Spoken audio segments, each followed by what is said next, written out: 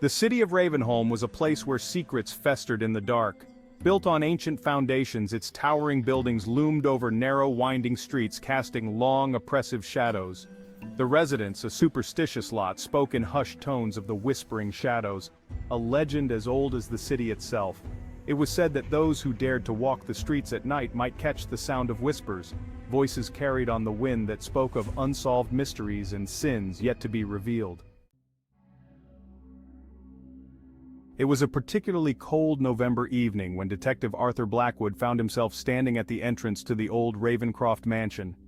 The house had been abandoned for decades, its once grand facade now decaying and crumbling. Despite its state, rumors persisted that something, or someone, still resided within. Arthur was no stranger to the macabre. A veteran detective with a penchant for solving the unsolvable, he had earned a reputation for his tenacity and sharp mind. But as he stared up at the mansion, he felt a strange unease settle over him, as if the house itself was watching him, waiting for him to make his move.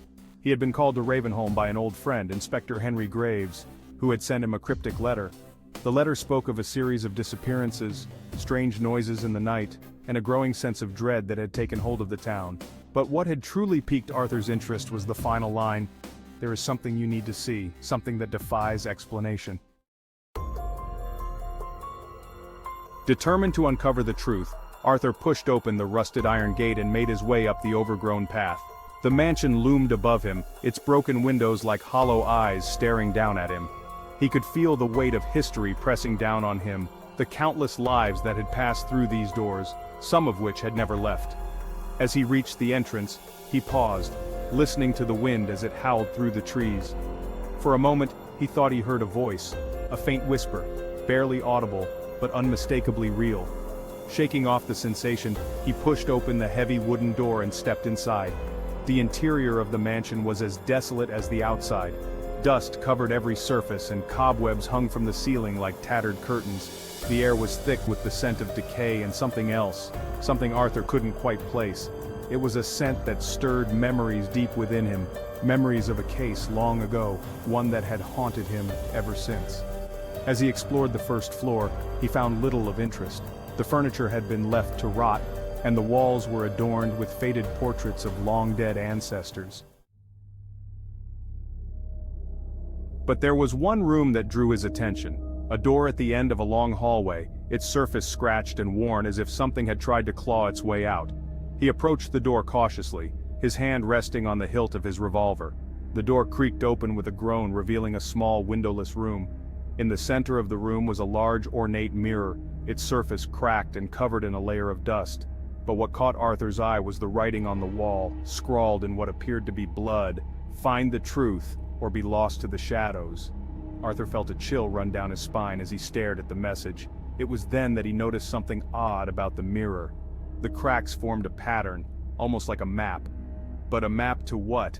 And why was it here, in this forgotten room? As he reached out to touch the mirror, he felt a sudden rush of cold air, as if the temperature had dropped by several degrees. The whispering began again, louder this time, and Arthur could make out words, fragments of sentences that made no sense. Lost, hidden, buried. Suddenly the mirror shattered, sending shards of glass flying across the room. Arthur stumbled back, shielding his face, but when he lowered his hands he saw something that made his blood run cold.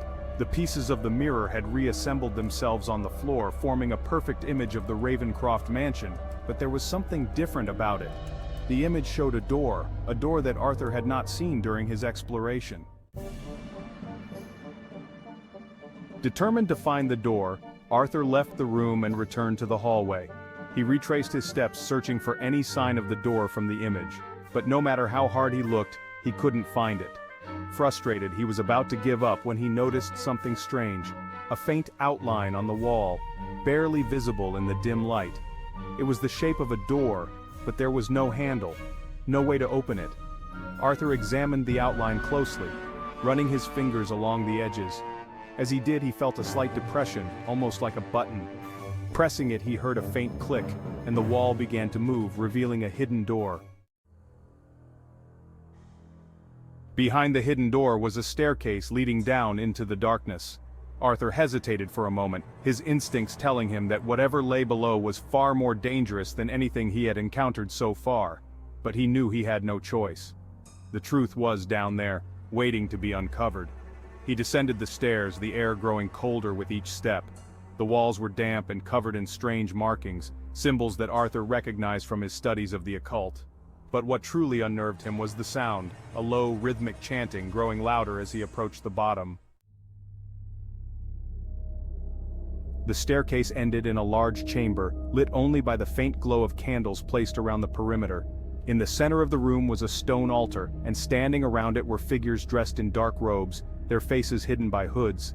They chanted in a language that Arthur did not recognize, but the tone was unmistakably one of reverence and fear. As Arthur stepped into the chamber, the chanting stopped and the figures turned to face him. For a moment there was silence, broken only by the sound of Arthur's heartbeat pounding in his ears. Then, one of the figures stepped forward, lowering their hood to reveal the face of a woman, Inspector Henry Graves' wife.